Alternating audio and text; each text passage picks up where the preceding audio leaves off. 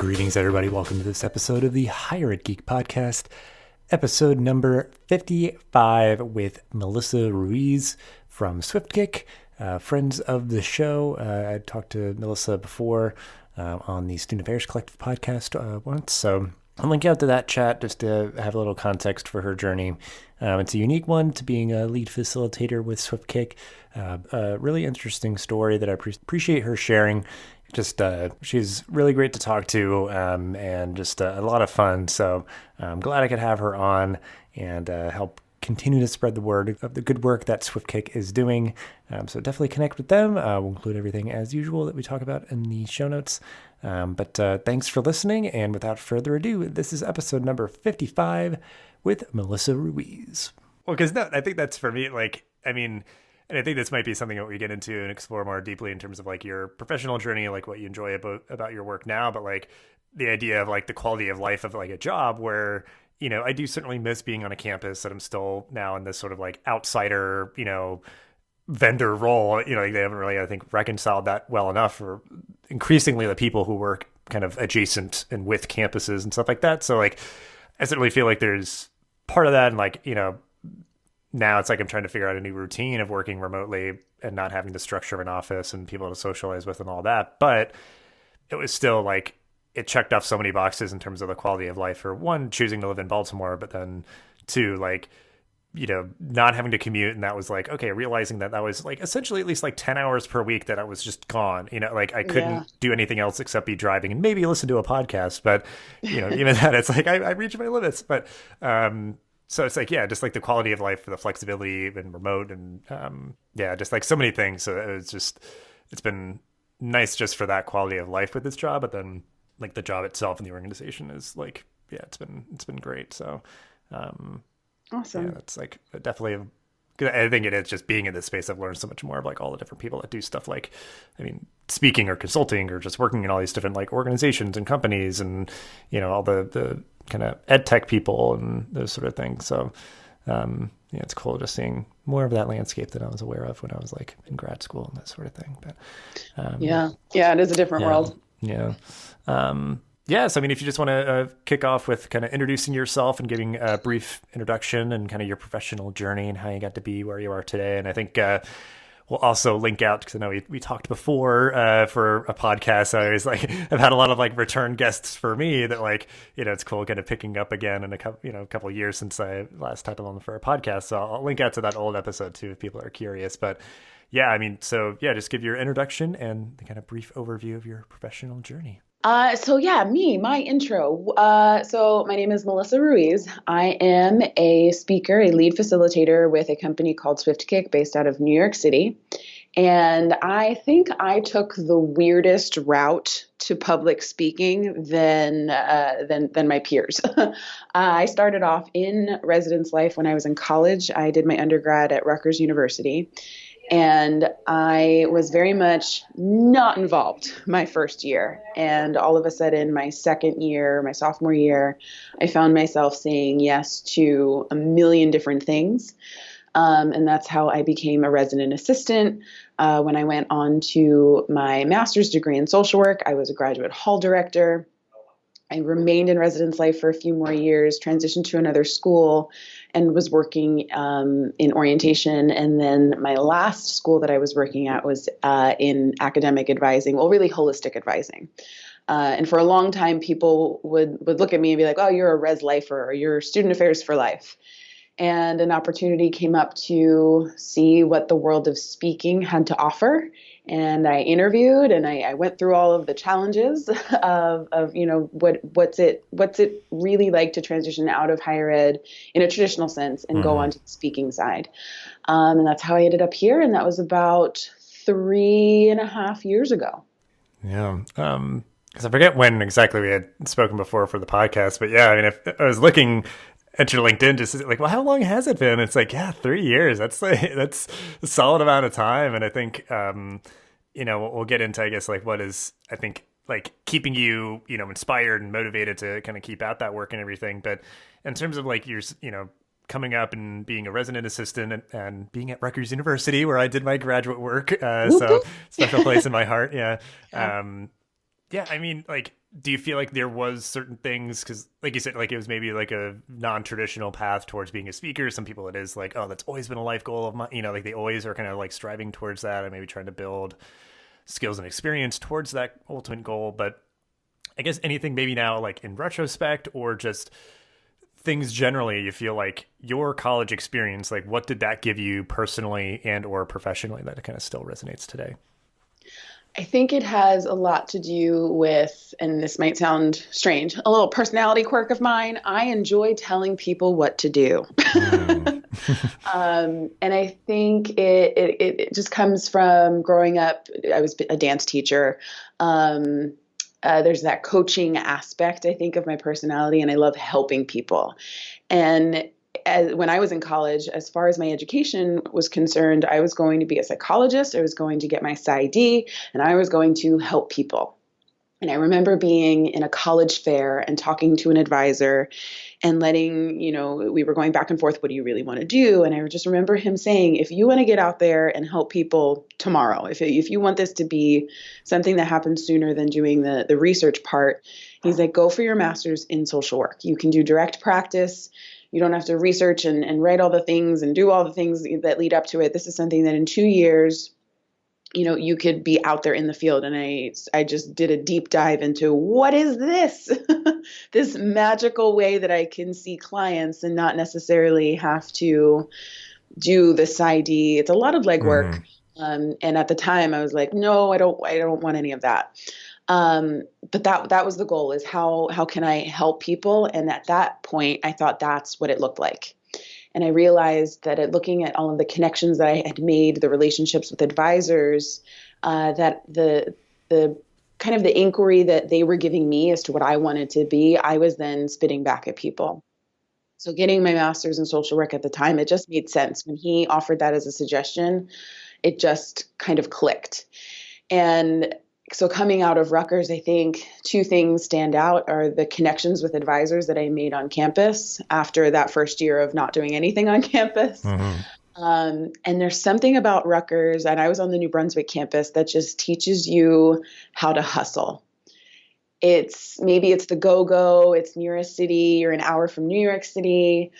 But people are always doing amazing things. And when you start to learn what they're working on or what they're getting certified at or what they're taking lessons at, it adds that underlying drive of, I have things to do. So looking back on my time there's just amazing students and amazing faculty and staff that were just hustling. And that was part of how that kind of fed me of whatever it is, however I'm going to help, I want to make sure that I can do it and do it well. Yeah, absolutely. Yeah. And I mean, just being there for 2 years that was the only time I spent there as a grad student. Like, I definitely felt that myself. Like, that's what I kind of put myself out there to, work with Tom there at Swift and like kind of get like these sort of side projects going and everything, which I'm like eternally grateful for him of kind of helping to give me that opportunity. And I mean, just like, cause there's so much, like anybody who's gone to like a big state school, like Rutgers, New Brunswick is kind of the flagship campus of like the New Jersey State University system. So like there's a lot happening there. And like you said, New York is really close. Like there's just so much happening there and around. And yeah, it's just this sort of energy that's there. That's really, really cool. And I think can sort of just instill that as like a value for people who are there, no matter what they do. Yeah. Like anything. Yeah. It starts right at orientation and you see how massive the school is and how many students are there. And you just kind of, I remember having this feeling of feeling really small, but then once I made those different connections and I met certain groups on campus, I was like, oh, I can do this. Yeah. And I think that's what shapes it for a lot of students. And here at SwiftKick, we talk about that now, is that rather than just going to class and going back to your residence hall room or going back to your car to go home, stick around on campus, because you'll start to see and meet those people that will all of a sudden become your biggest cheerleaders that you wouldn't have met otherwise. Yeah. Well, I think that segues nicely to what you're doing now, in terms of like, partially just maybe helping to convey the lessons that you learned that you felt like were really valuable and, just doing that at many campuses across the country and everything. So you've been doing this for 3 years now, and, obviously a very different role. And like you said, you kind of took this like, non-traditional path to it. So like, what do you enjoy now about, your current work that you've been doing for a while, and like kind of what's keeping you motivated with that? Yeah. First and foremost, I know when I say that I'm a speaker and I travel the country, people just look at me and say, I could never do that. You're always on an airplane. And I feel like such a jet setter when I'm on an airplane at 6 a.m. and, it's kind of cool. It's kind of like a little brain timeout. Phone is on airplane mode. You have to disconnect in that time, which feels good. But as far as the work itself, I love getting to meet people that are at different stages in their development. And it's incredible to see. So I work primarily with college students, and Tom is working with more and more corporations, and getting to come into a group of students that, whether it's a fundatory event or they're leaders already on campus, or they're seniors on their way out, there's just this expectation and this hope as they're sitting there of whatever's next for them that they don't even know is on their brain that they're emitting in the room. And they're all at different places. They're all at different stages. They all had different paths that got them to where they are.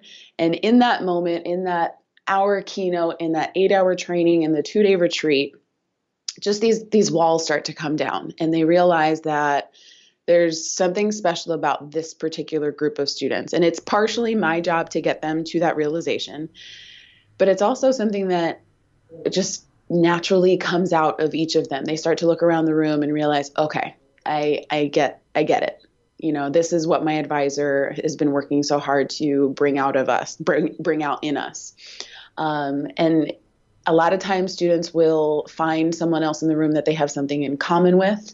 They'll find someone else in the room that went through a similar or the same struggle that they may have already gone through or are still in the middle of. And because our talk is so interactive and we give out free hugs and we allow those moments of vulnerability, just seeing students go through I don't think I want to be here. Oh my gosh, this is so fun. Holy crap, we have that in common. Did we just become best friends? Right. And you just see the changes happen in their face is very similar, I think, to what my educational goals were before. It was to help people through counseling. Whereas I, could have asked the right questions in that hour session, but in these trainings, I get to see students experience and change right before my eyes, which is, I think, the most special part about what I get to do. Very cool. And I think it's interesting too that like sometimes it can work either way of like you're saying, like kind of seeing people through different stages and stuff where, like you said, it could be, somebody who's about to graduate or somebody earlier on in their college career. So like, it can sometimes be helpful to have like that near peering to help somebody along, or if everybody's just kind of like starting out from scratch kind of thing, then it's like you're all going through it together. So it's just like, yeah, like whatever the kind of the makeup of people that you have, I think, having seen the training and stuff, like it is just like really cool. I think like the way that you're all are kind of coming at stuff, and the idea that you can still just help people, in a different way. Like it's just almost like a different modality, or different delivery method of, how you're doing it and conveying, like I said, those lessons that you've learned. Yeah, absolutely. And dance floor theory is, the name of the training. And it's something that when you really break it down, we're all in different places and we can all get to where we want to be. Sometimes you just need a little bit of help. And we introduce the concept of humans need humans. And when you walk into a room and you have those freshmen that are completely scared and like, what am I doing here? Their eyes are wide. And you say humans need humans, and they nod their head and they look around, you realize, that's a transformative moment for that person right there when they realize, they don't have to do college alone, because college is scary enough. Yeah, exactly. And I know because I think Tom had mentioned like a story, like it sort of captured that lesson of like, because like you can technically do things alone, like but you don't have to kind of thing. Like you could go through like, especially in modern life, like we're kind of contouring around the idea of like, oh, I just don't want to have to like deal with people, but it's like, you shouldn't just like willingly always just like avoid that. It can be like nice to be like, oh, I'm going to get a cup of coffee and I can like, have a little chit chat with the barista or something, versus like, I'm going to like order it or like, not have to talk to somebody or do it. I'm going to order it online. Right. Yeah. Mobile order, just go and pick it up and just, yeah. Right, yeah. Yeah. And then it all goes back to that quote. And I can't remember where it's from, but if you want to go fast, go alone. If you want to go far, go with people. And that's exactly what it is. You learn more, you create your own language, you have your inside jokes. You can look back and laugh. There's just so many more opportunities to grow as a person when you do it with other people. Yeah. So yeah, we'll link out, just obviously for ways to connect with you, but then also, connect with the work that you're doing there at SwiftKick, and so folks can check out that stuff. But then I guess depending on how your brain, how you want to kind of approach this, because some people take it more like professionally, some people take it more personally, and you could do, I guess, like either or both. But like, of course, so we've done kind of your college experience and your journey and everything.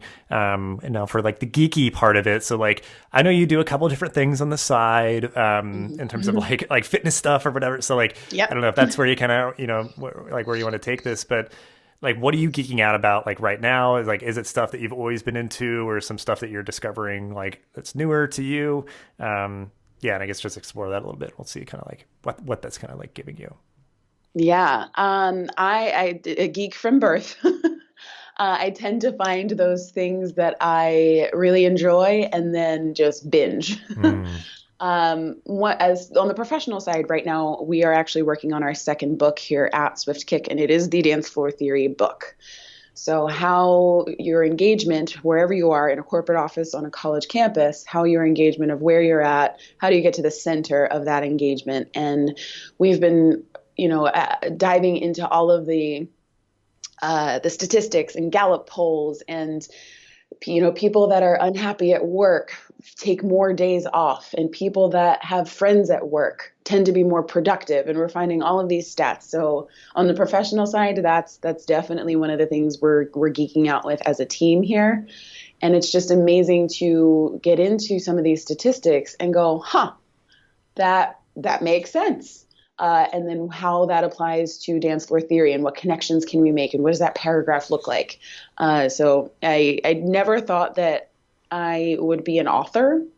I toyed around with it as, I used to do pageants back in the day, and our friends group would joke that we need to write a book about this. And I always thought if I wrote a book, that's what it would be about. But coming to SwiftKick, I'm now in the middle of our second opportunity that makes us all published authors, which is kind of cool. On the personal side, as you mentioned, I am a certified personal trainer. I have my own boot camp that is called the People's Boot Camp here in New York City. And it is the only pay what you can boot camp here in New York, which I think is important because it provides access to fitness for everyone. No matter your financial situation or obligations, you get to have a really good, hard workout. That's been something I've been working on for the past 4 years.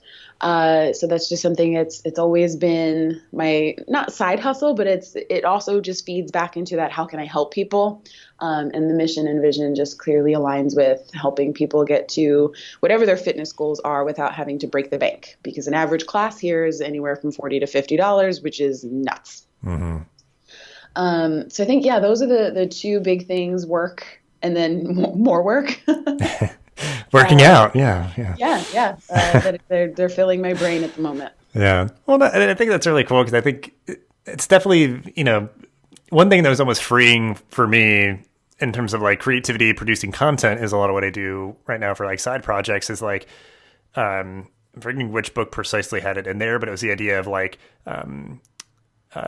nothing's original anymore. Like a lot of it's just people kind of mashing up ideas or like connecting dots and that sort of thing. Like you said, it's like, I'm finding polls that sort of like, that makes sense, but actually like this kind of makes sense with it and all that. Like you're connecting dots and sort of serving it up in a way that, just is perhaps more palatable, or it's like, there's all this information, but it's like, okay, here's this package of this book that sort of is going to, put it all together for you in a way that makes sense and kind of weave together all these disparate threads and stuff. So I really like that. Yeah. The information as it stands can be overwhelming, confusing, or you just look at a statistic and say, okay. Right. What does this And mean? Yeah. what does this mean? What the opportunity we've been given with dance floor theory is to say, okay, here's how to fix it. Hmm. Or here's how to recognize that it might be happening on your team. And that's a cool part, is to be able to develop solutions to these overwhelming statistics that people have been studying forever, and be able to say, oh, we found something that will work. We found something that can help your team be more productive, create more connections, so that people don't just show up to work and then go home. That there's other moments, there's other opportunities for people to create those connections. Hmm. Yeah.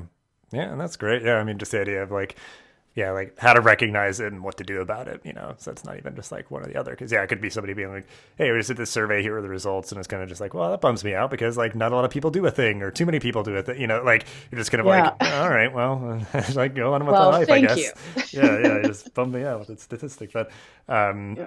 well, and then the other thing too, I think it's really awesome because like, I mean, not somebody who like I need to be more regular at the gym, but just anecdotally, I feel like in the world right now, like, you know, or in the US, I guess at least, like there is like all these like very like high end boutique, you know, like classes and whatever, like you have to pay like a huge premium. And I'm, you know, I'm sure in many instances it's worth it. And some people that's, you know, just how they would prefer choose to go about it. But like Sure. bringing kind of like your social work lens to just being like, no, we should make like, you know, high quality like fitness accessible, you know, like people can get like something that's like especially like high intensity, like you're really trying to like, you know, get yourself in shape and, you know, do right, you know, do the right thing. But it's like, well, yeah, I can't afford the, you know, these like different classes or, you know, gyms and those sort of things. So my hope would be that, you know, perhaps it's going to like kind of equalize that there's maybe more options of different tiers, you know, in different places versus just like,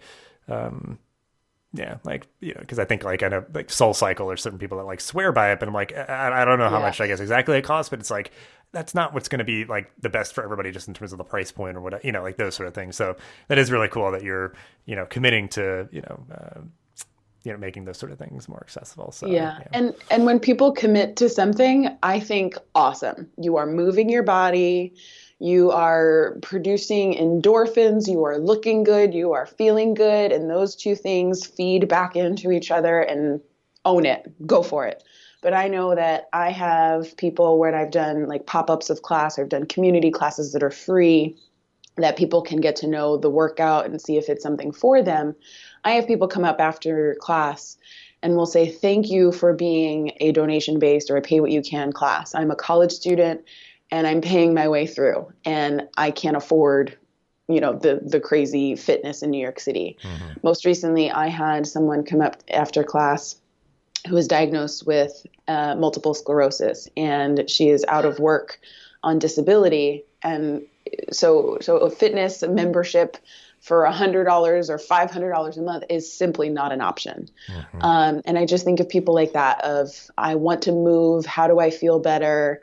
But I don't have the money to do it. That's who I'm serving. That's who I'm looking for. That's who I want to look them in the face and say, you still deserve to be fit and healthy and look good and feel good. And here's a way that we can make that come to life. Yeah.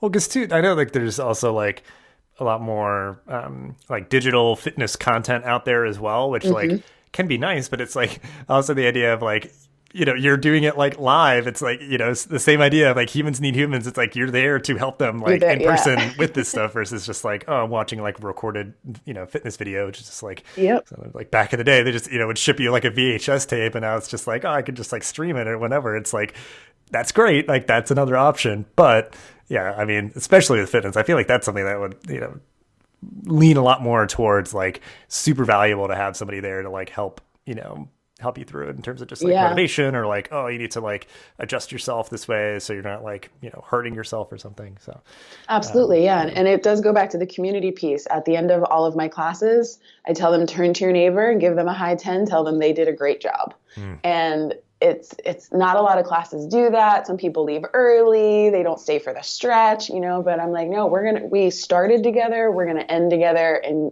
we're going to congratulate each other for working hard, sweating hard.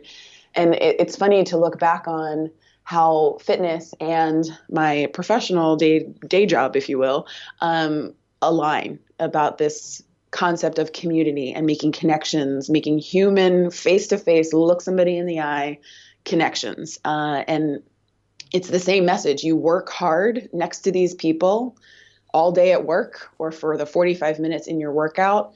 Yes, let's acknowledge that they were there with you. Let's give them a high five, a fist bump, a hug, and say, good job. And we lose that a lot. And nowadays with social media and those connections start to diminish. And if even in a 45-minute workout class, you can be reminded that the person next to you is there, but it was also working really hard along with you. I hope that they then take that to their day job. They take it to their family. They take it wherever it is that they go, and they start sharing that community with folks as well. Yes. Very good. All right. Well, I guess then we'll move to see, maybe in relevance to any of these things as maybe you're like researching for the book or, I guess anything else just kind of just going on with your life. But, I always like to include stuff in the show notes in terms of like what people are reading, watching, and or listening to. So, anything that you'd like to kind of give the tip of the hat to that we could include in the show notes. Of course. I feel like somebody just hits go a lot of days and I just don't stop. So on the days where I can, get home early and unwind properly, I love the show Madam Secretary. It's not an obsession. However, I have not missed an episode. There's just something about that. And it's not because it's politics, because we tend to be in a very political time right now. There's just this, I think of it in millennial terms of like hashtag goals. There's just relationships that you see on the show of husband and wife. And you're like, yeah, that's so good. Or brother and sister and boss. And all of the relationships there are just well thought out. They fight well on camera. And I know it's a TV show and of course it's all going to work out at the end. But I just think it's a smart show and it's something that definitely helps me unwind at the end of a long day. I am also an avid audio booker. The commutes in New York City can be a little crazy with a lot of walking and then subway and back and forth. So it's hard to just read a book without slamming into someone and maybe getting cursed out. So audiobooks have been my go-to. Right now I'm reading listening to Upstairs at the White House, My Life with the First Ladies by J.B. West. And it's kind of cool to take yourself back, talking about stories with the Roosevelts, and how the first ladies interacted, the Trumans, the Eisenhowers, the Kennedys, the Johnsons. So just kind of going back a little bit in history with former presidents and what was it like upstairs at the White House. So those are the kind of things that bring me back to earth, remind me I'm a real person and that yes, it's New York City, but I can slow down and I can read someone's words or listen to their words about a completely different experience than mine. And TV shows like Madam Secretary, books like this one tend to do that for me. Very cool.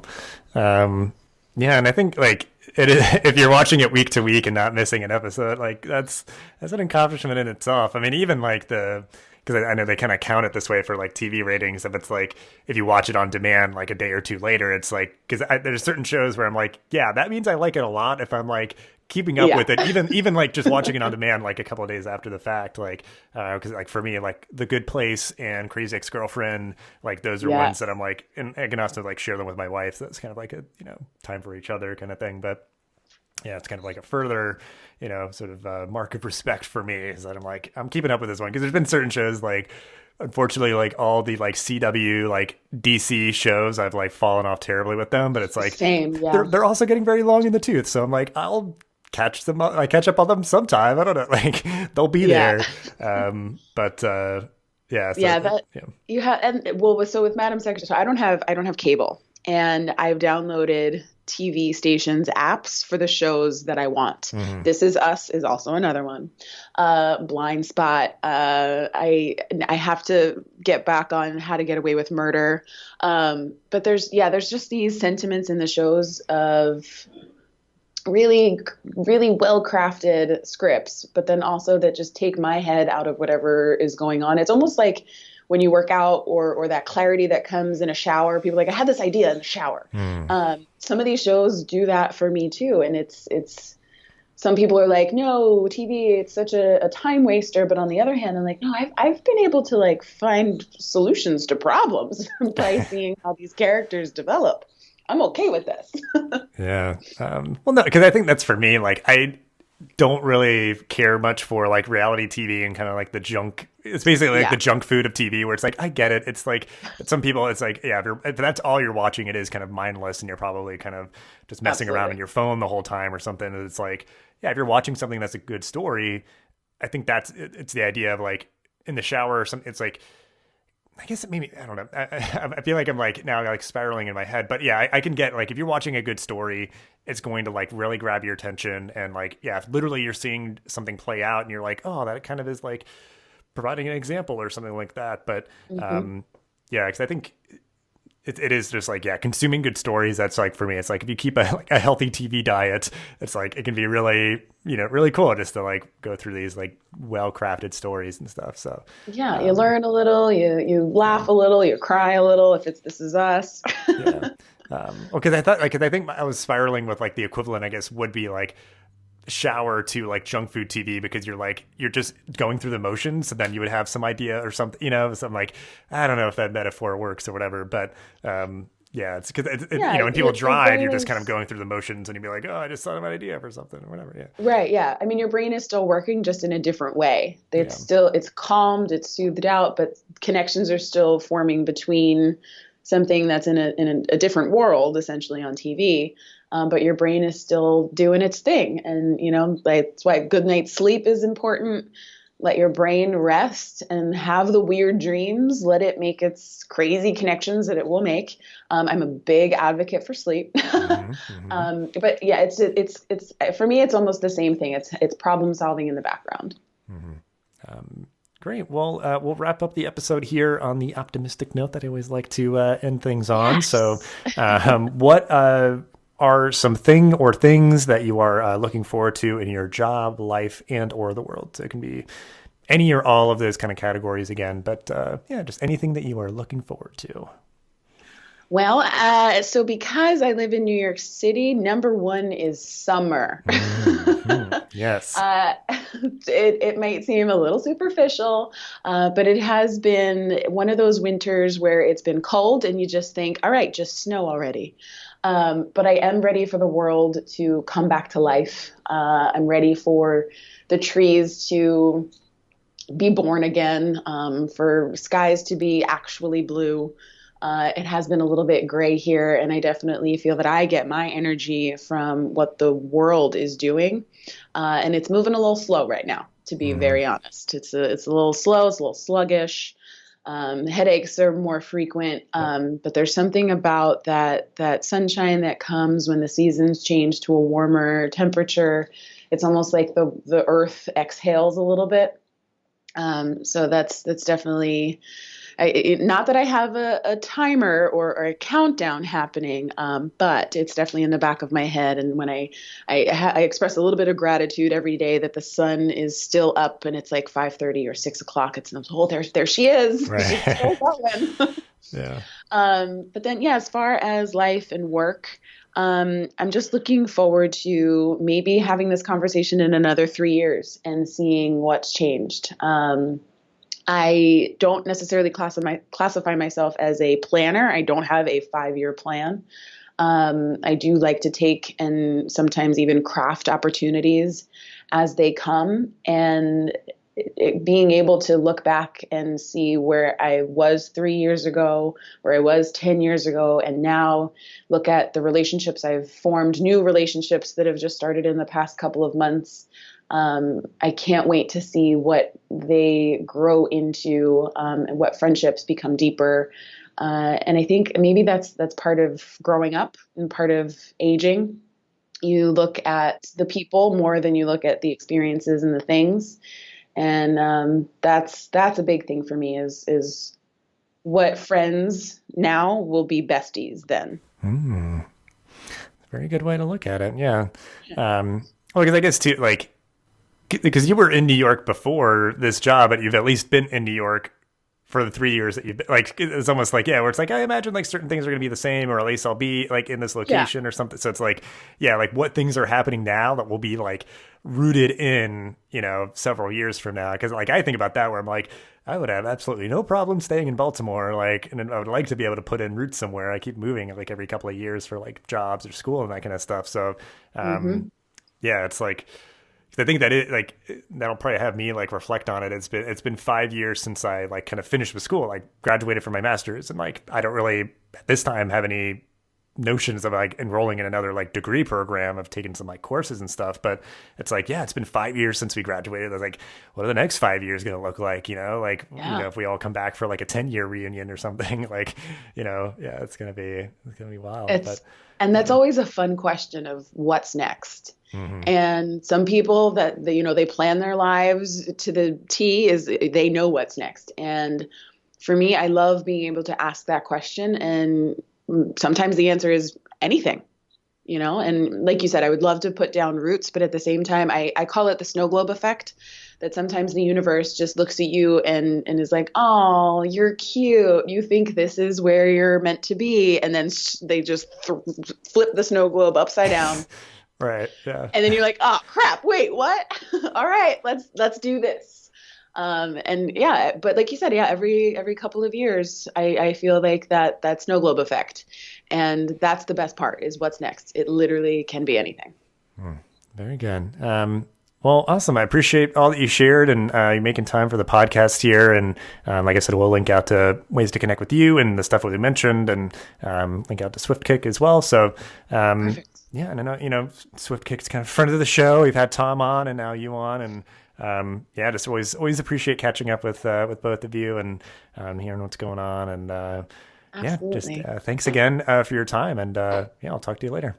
Yeah, thanks for having me, and thanks for keeping the podcast going when you can. And keep at it. Good luck with the job and continued success there, and come visit.